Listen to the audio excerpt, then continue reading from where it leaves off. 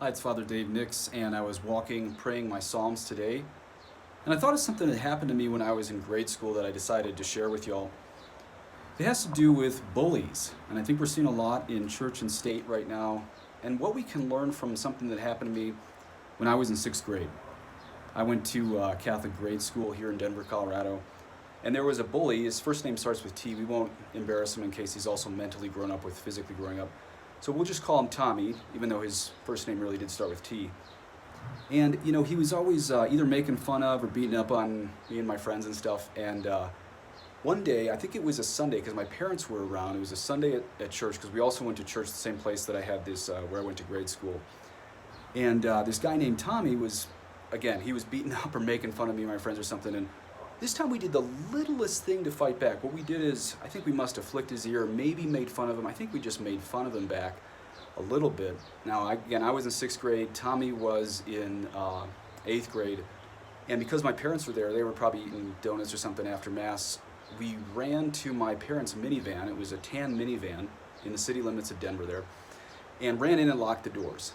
And then Tommy was beating down and trying to get in. And then we just stayed in there laughing at him because it was kind of the first time we'd ever mildly fought back, even though we didn't really fight back. And then my parents came to the van, and we were sure he was going to get it then for being the bully, for knocking on the car and stuff. And then I will never forget what happened next because it totally shocked me. Tommy turned on the tears and told my parents how much his feelings were hurt by what we had said to him. I mean, this is after months of bullying us. And we said one thing back to him. He chased us. We locked ourselves in the car. And somehow he convinced my parents that we had really made fun of him and hurt his feelings. So my parents came in the car, and we were in big trouble. Okay, so what's the lesson as we see everything that's happened in church and state? Church the past 100 years, especially state the last year. I think there's a lesson in this, and it's you gotta meet your enemies on fair ground and fight back. Now, I don't mean physical. Of course, I'm not promoting any physical violence in all of this. But what Tommy did, we see a lot of in the church and state now, that the very people who are the perpetrators are making themselves the victims. The people who are the perpetrators are making themselves the victims. And when we try to run and defend ourselves mildly while fighting back mildly, both fail. The only option is to essentially, on a metaphysical level, not a physical level, but on a metaphysical level, meet our enemies where they are and speak the truth in love at all times. Think of like 60, 70 years ago, if we had had 100 Cardinal Ottavianis who said at Vatican II, let's not trash the original schemata.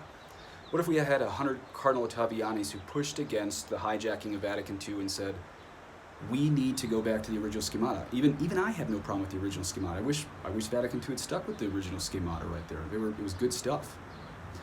What if last year Republicans had made just as big of a stink about the 200 Democratic riots as CNN made about the Capitol riot? What if the Republicans had made just as big of a stink of it? Not even a whiny stink. Maybe I should put it in a different way. What if Republicans had said, this is wrong, and we're going to peacefully stand in the streets against these temper tantrums happening in the streets, and we're going to stand there? Now, my friend pointed out, she's a housewife in D.C. area, pointed out to me recently when I was talking about this. She said, we have families. We can't do what all the liberals who don't have families do.